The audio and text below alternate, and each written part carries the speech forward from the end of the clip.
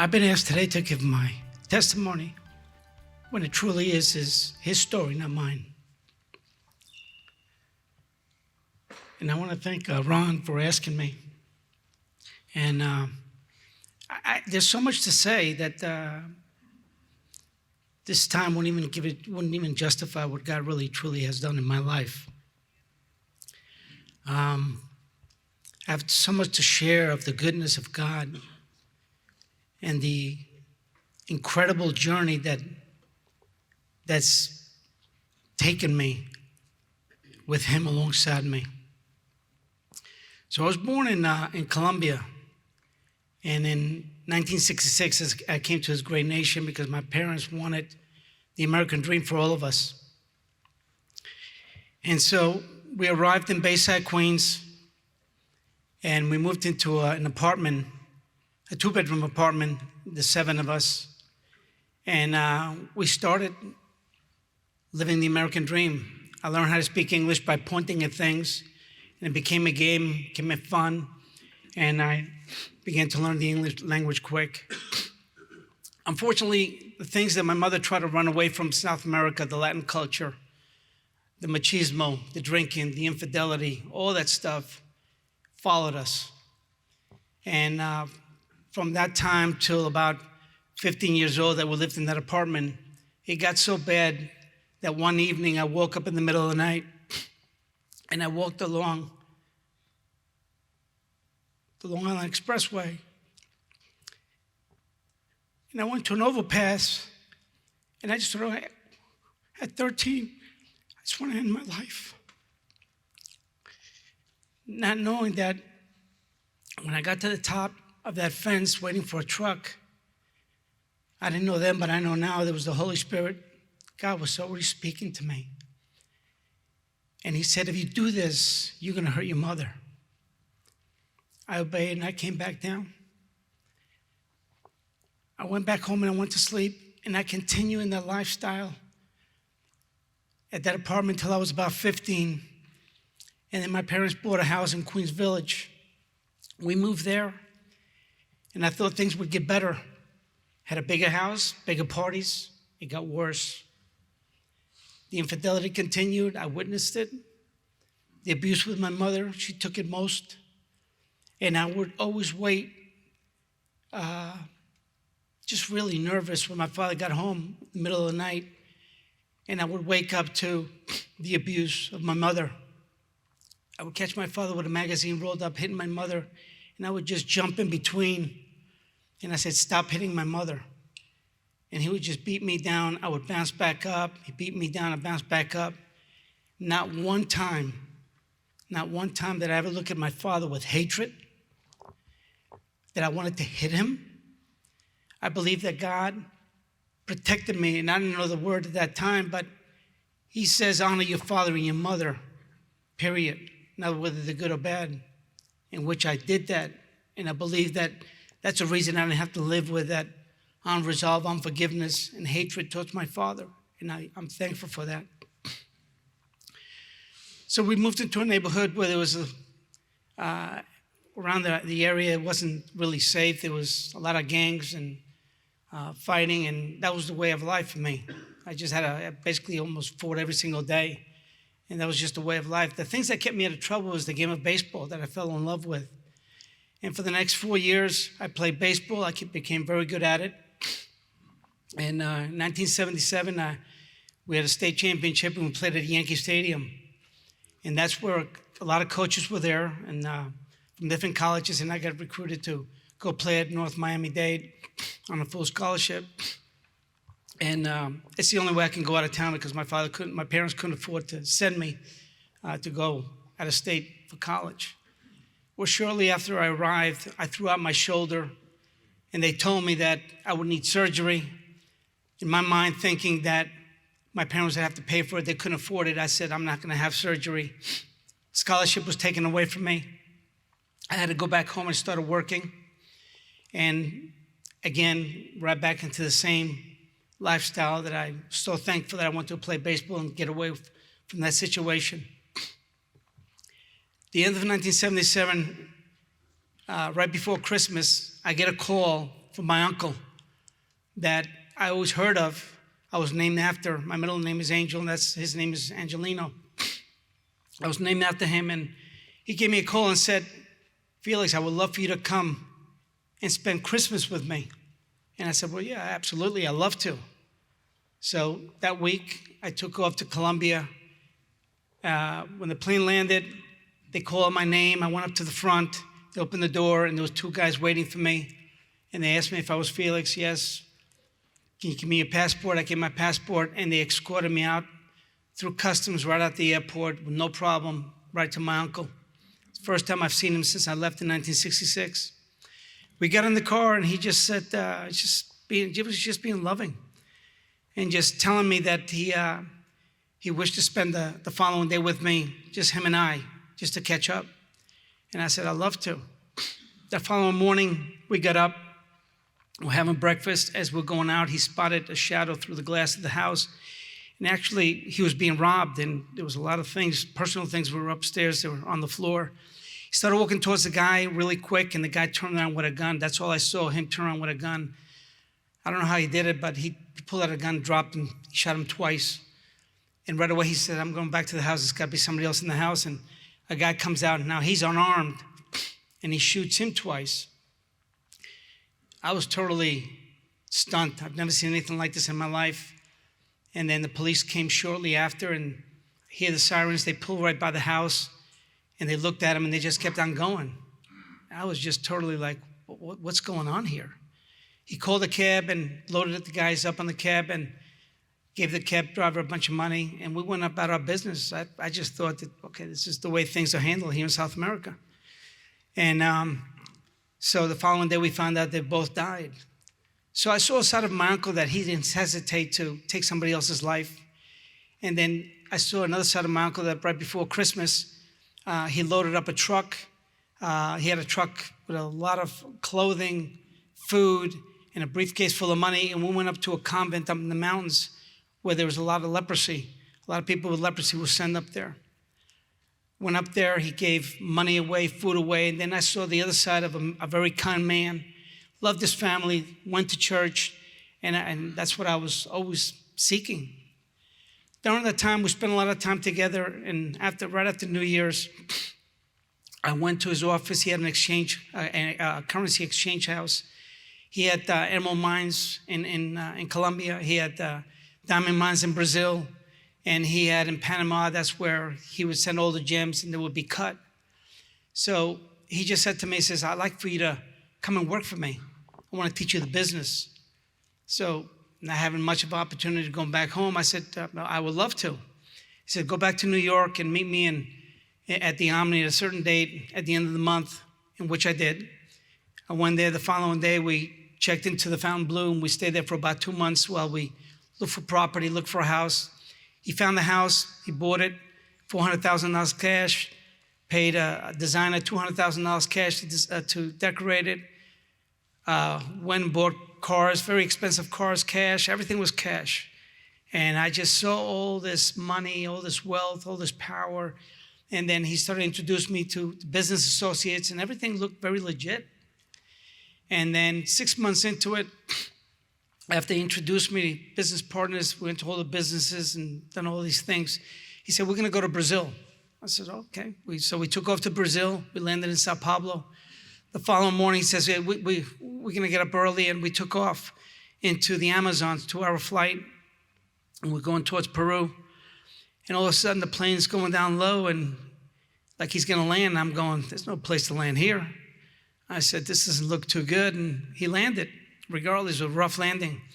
We got out of the plane and we went to the tree line, and as I'm coming into the tree line, I began to hear a bunch of noise, and as soon as I stepped in, I saw nothing but a full-blown, basically a cocaine lab. I was standing there like in shock. I've never seen anything like this before. And then all of a sudden he comes around and puts his arms around my back and says, nephew, what do you think about the business? And I'm going to teach you everything about it. At that time, I felt like I was betrayed. I was lied to.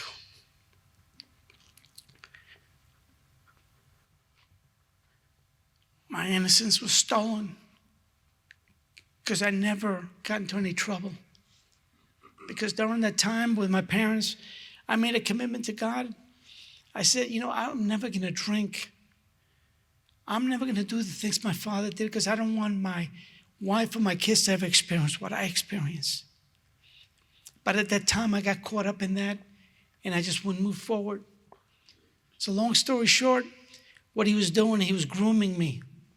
He was teaching me the business, how to manufacture, how to package, how to put everything in King Airs, monitor them, how to come to the U.S., come back to the U.S., how to get it out, have offices run next to customs, right in front of the police. He taught me all these things, how to have the planes go out to San Francisco, New York, wherever they needed to be, money laundering, how to take 20s and turn them into hundreds with the help of the banks. He was just teaching me all these things. But I found out that he was going to be retiring, and he wanted me to take over. So the first year he was teaching me all these things, I actually became very good at it. I developed some systems that they were totally impressed. I developed connections at Miami Airport that I basically almost owned Miami Airport. I could do whatever I wanted there. To a point that I said to him, listen, it doesn't make sense for the both of us to be working side by side. I said, because if we get caught, we both get caught. I'm going to handle everything. He felt confident because I was very good at it. I just had everything down packed. I was never nervous. I just did everything with boldness. And so we did that. And so in 1981, we went to Guadalajara, met with 5 other families because they already knew, but he wanted to make it official. And basically, all the other families agreed that they were okay because I've been handling everything on my own, that Felix was going to take over once my uncle retired, and I was going to handle business for my uncle and for the other families. So we went ahead and did that. I started to get that power that my uncle had. I had a lot of respect. Nobody messed with me because of the family that was behind me. But after a while, then it became about me, the respect, the power that I had, the influence. And so people always want to do things for me, for favor, for benefits, for whatever the case may be. So that happened. We went on. And then in 1981, there was a cartel family that approached my uncle that wanted to get into the business, but they just didn't have the logistics. They wanted to partner up with us. So we did on one deal. And they put up $1 million, and we sent $1 million to Venezuela. And during that week, we get a call that guy says, hey, listen, the police broke into the apartment, and they hit the guy over the head, knocked him out, and they stole $1 million. My uncle's thought about it. 2 days later, he calls him up and says, Juan, I says, I know who stole $1 million. He says, who? He says, the one I'm talking to. He started to just get defensive. My uncle said, listen to me. I says, I just want you to know that I want you to leave the families out of this, but Felix and I are going to come after you, and we're going to kill you. I don't care where we find you.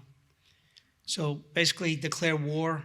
We didn't have enough people in Miami, so we kind of hit the road for a little bit and waited for a bunch of mercenaries to arrive to Miami. We came back, and all we did for months was just get in cars, vans with a lot of men in different cars with Uzis and just looking day and night. Miami, Boca, Kendall, we're all over the place.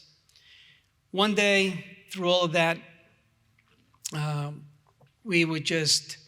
was just getting so tired, and then all of a sudden one day, my uncle and I and my aunt are driving down to Miami, near South Beach.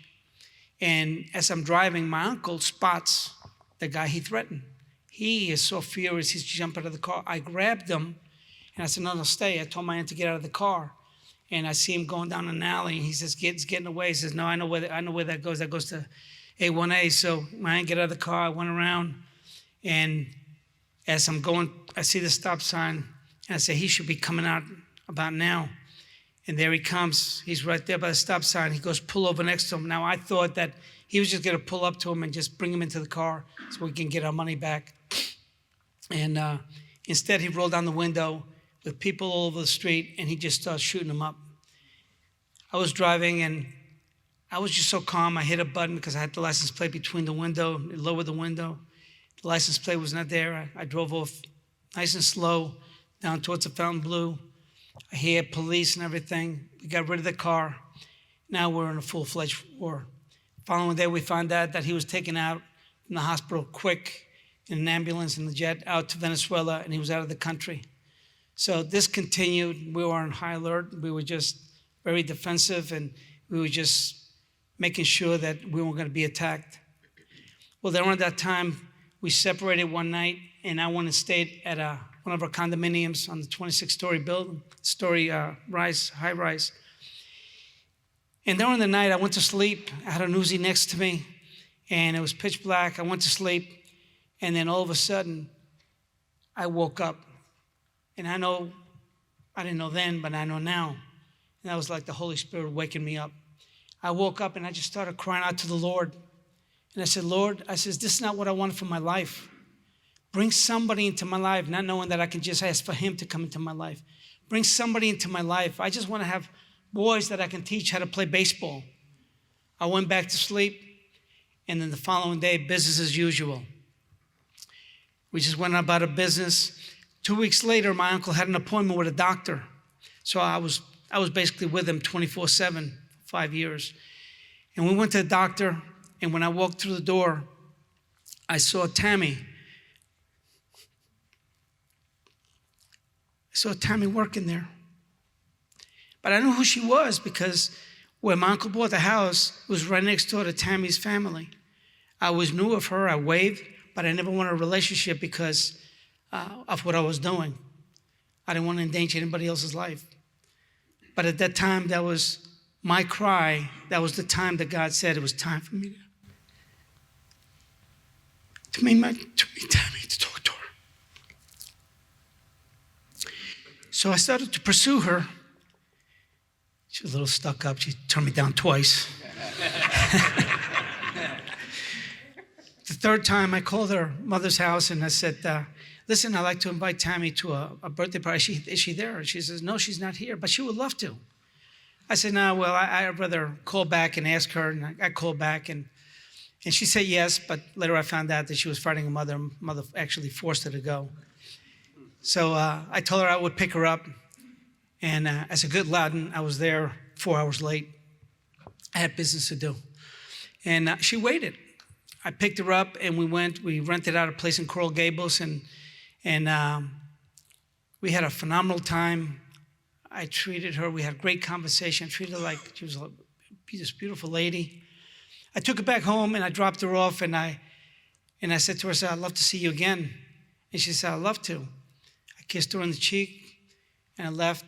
Following Friday, well, the minute she walked into the house, her mother was waiting up. He says, well, how did it go? He says, oh, Mom, he's such a gentleman. I had such a great time. And then she goes, no, you can't date him. They're involved with the mob. You can't do that. And so she went from one extreme to the other right away. So then on Friday, that same week, Friday, I picked her up. And that was our second date. And right away, she asked me, she says, well, I'd like for you to start coming to church with me on Sundays. As a good Catholic, I said, absolutely. I go to church. I know all about Jesus, you know. So we did. We started our journey. And 3 months into it, I just knew that was going to be my wife. And we just had a great connection. But the Holy Spirit, again, was working on my conscience and said, you've got to tell her. I was afraid to tell her because, I was afraid that I was going to lose. She was going to walk away. But I did. I told her. And if you ask her, people have asked her, said, well, why did you stay after you found out? And she said, well, God spoke to me and said, give the lost soul a chance. And I'm thankful for that. So we continued on. We were engaged within a year. We were to be married October the 26th, 1983. November the 26th, 1983. During the time we're going to marriage counseling, and the pastor saying, well, Tammy, there's no way I can marry you. He's not a believer. He hasn't accepted the Lord. And she says, I know, but the Lord's working on him. And I believe that he's going to come to Christ. She didn't want to say to me, it says, you got to come to Christ. Because I would say, okay, well, what do I sign? What do I got to do? She wanted to be from my heart. So 3 weeks before the wedding, I'm not saved. We go to church like usual, and the pastor begins to pray a sermon on living a lie. And when he started preaching, it was just like, I'm locked in. He's talking to me. I'm not even carrying my real name. Just my first name is real. And he's just talking about living a lie, living a lie. And that's what all I've done. That's all I've done is lie, lie, lie. Pretend of something who I was not. And then when he was finished, he asked everybody to close their eyes. And he said that, he didn't say one person, two people. He said, I feel there's one person here that's been living a lie. And I feel that it's time for you to turn, you give your time over to, your life over to Christ. When I tell you, and I can feel it right now, that when he asked for that person to raise their hand, my hand is like Jesus helped me raise my, it just floated up in the air. And that's the first time that I felt so much peace. They asked me to come and speak to an elder, and I went up there and I prayed with them. I came back out. Tammy was out. Family was crying. I was crying. We went out, had lunch. We celebrated. But Tammy and I had a plan. Tammy had a plan that at that time I had about $500,000. And by December, I would have another $1 million. We'd have $1.5 million, and I would leave in 1983. So that evening, after I got saved, I went home to my condo, went to sleep, and again, the Lord spoke to me. And he said, if you go through with your plan, everything I have given you, you will throw away. Now, all that time, I've never, ever been afraid of anything. But the fear of the Lord came over me. I felt like something was going to happen. So the following morning, I called Tammy, and I said, listen, I got to pick you up for lunch. So I picked her up, got to the parking lot. She came out. We didn't even get out of the parking lot. And I said to her, listen, the Lord spoke to me. And she said, well, what did he say? He said, I've got to leave now, and I've got to leave everything behind. And, of course, not having a college education, that's all I've done all my life. She says, honey, are you sure the Lord's talking to you? As a good Christian. And but right away, the Lord corrected her, and she said, no, if the Lord's speaking to you, he says, that's what you need to do. Go ahead and do it. So the following morning, I go over to my uncle's house, knocked on the door, and came in, and my aunt tells me he's in the back shaving. So he's there shaving, and usually I don't go there early, and he just knows when something's going to happen before it happens. It's always been like that. It's been his nature, and that's the way I was accustomed to live my life. So I went in there, and he's shaving, and he goes, what are you doing here? He's going to look at me. I says, well, I came here to tell you that I'm done. I says, I don't want to work anymore. And all he said was, I already knew that. I said, I've already replaced you. So I said, okay, well, here are the bags. I bought 2 bank bags. I said, here are the bags with all the keys for the condos, safe deposit boxes, and also my money that was coming to me, I'm leaving it all behind. I'm not taking anything. I felt that if I took that money, I was going to rely more on that money than on God. So I left $1.5 million, and Tammy and I left with $0. I left. The thing about it is he was my best man, so I was going to see him in 3 weeks anyway. He showed up. But before then, we had to meet with the other families that already agreed that I was going to be taken over. And so I had to face them. I told them my story. I told them, listen, I just want to have a family. I want to live for the Lord.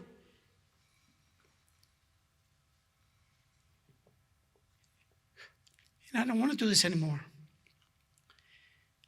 The most powerful guy next to my uncle.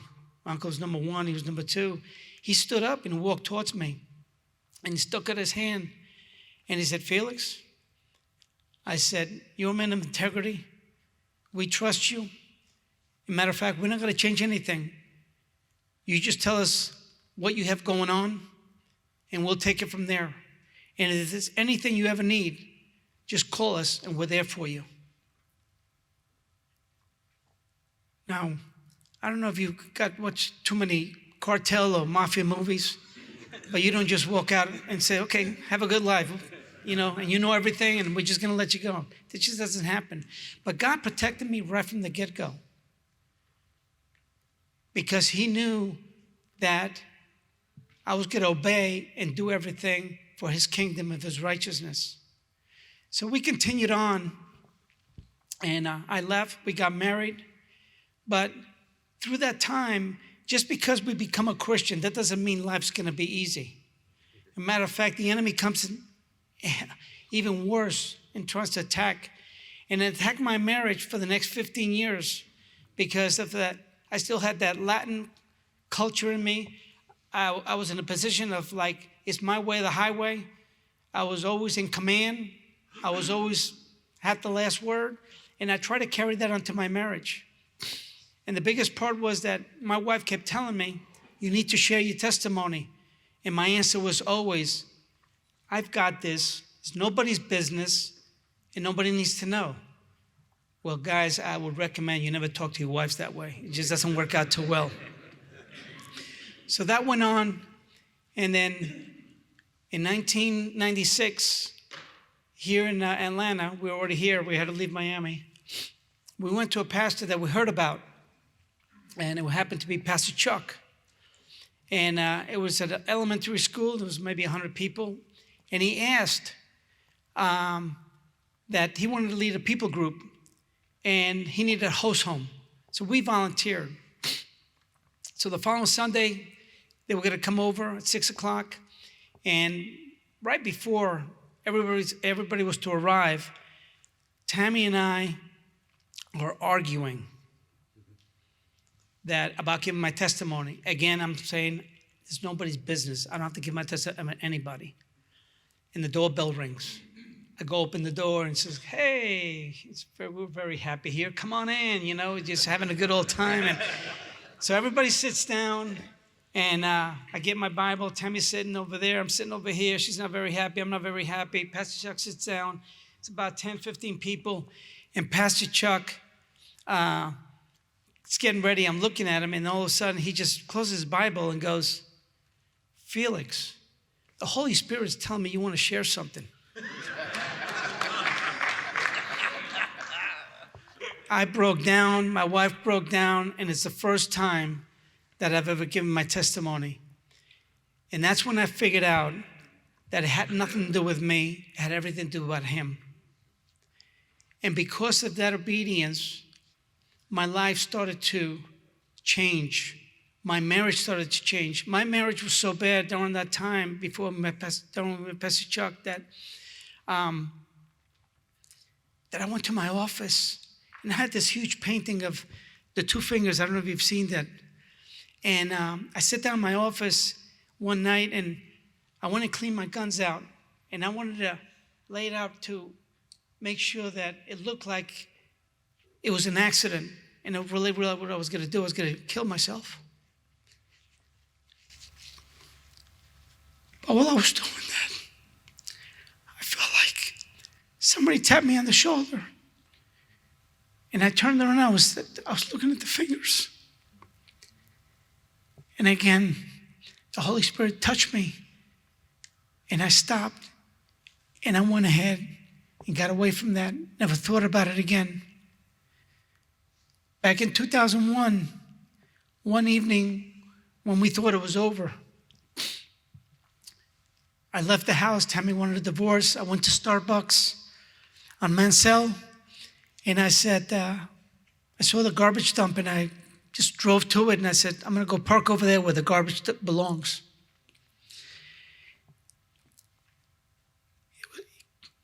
It was so painful that I went to sleep. I said, Lord, I just want to go to sleep.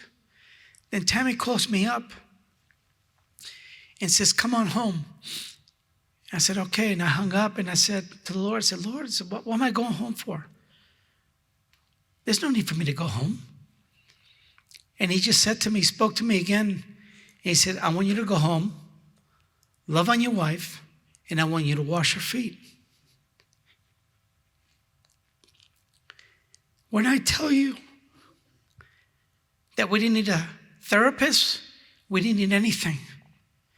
God healed our marriage that night. And it's never been better. She's my best friend.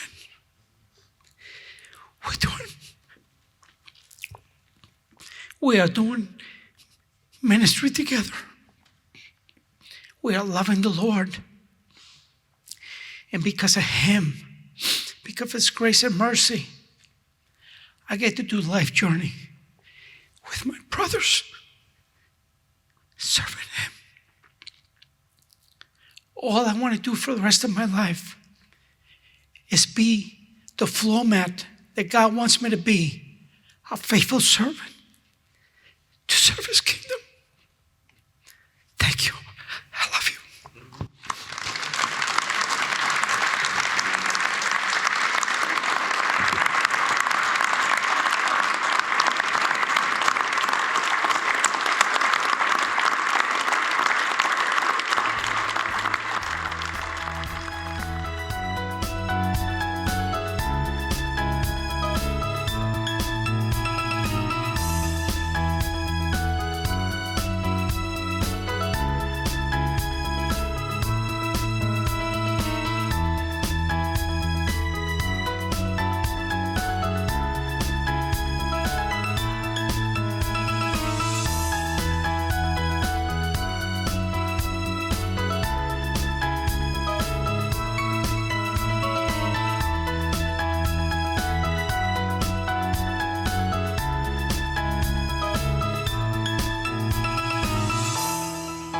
I'm going to read from Psalm 116, the first 5 verses. Psalm 116 says, I love the Lord, for he heard my voice. He heard my cry for mercy. Because he turned his ear to me, I will call on him as long as I live. The cords of death entangled me. The anguish of the grave came over me. I was overcome by distress and sorrow. Then I called on the name of the Lord. Lord, save me. That was Felix's story in 1983. That was David's story centuries ago. I'm sure it's your story as well, right? One of the comments Rick made at our table was, it's interesting, what stood out to him was that God had his hand on Felix's whole life. Age 13, ready to jump off a fence. Take a look at what Jesus said in John 15, verse 16. You did not choose me, but I chose you. And I anointed you to go and bear fruit. True for each one of us. You know, testimony, you know that what a testimony is. If you go down and you get called in to give your testimony in court, you're told to what happened. State what happened, right? And there's words of testimony that you give. Or you may be in the batter's box, right, Jarrett? And there's an inside pitch, and the batter says, hey, it beaned me. And the ump goes, I don't think so. Look at the mark on my hand. There's physical evidence of that's a testimony that I got hit. And so our testimony is 2 things. It's the story that we share, that what happened to us, but it's also what's changed in our life, what people see.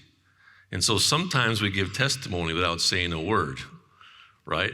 It's how we live is our testimony. But also, we're told that Satan is overcome by the blood of the Lamb and by the word of our testimony. There's so much power. Satan got defeated this morning because of victory. Anybody ever pull up to a dumpster and say, this is where I belong? But then your wife calls and says, come on home. Some grace moment that God does in your life to say, no, my hand's on you. I'm a loving, gracious, merciful, forgiving God. It's our story, right? And so, guys, let's tell our story. We each touch a lot of people's life. What's your testimony? Your testimony is, this is what Gail taught me. Say it short. Who were you before you met Christ? When did you come to know Christ? How did that happen? How has your life changed? That's your testimony. This is what I was like before, but this is how God drew me to himself. And now this is who I am now. a heart that just wants to serve, a heart that wants to bring glory to him, a life given over to him, thankful, knowing that we're forgiven. Isn't it amazing how God works? So it's so different for everybody. God's patient, he's loving, he's kind, he's merciful, but he always draws us to himself. Glory to him for that, right? Felix, thank you for sharing your story. It's a powerful story because we have a powerful God, and each one of us have a powerful story, and we have people that we need to share it with because Satan is overcome by the word of our testimony. All right, we'll close at your table. Thanks for coming, guys. We'll be right back here again next week. Have a great weekend. Have a great week. Love you guys.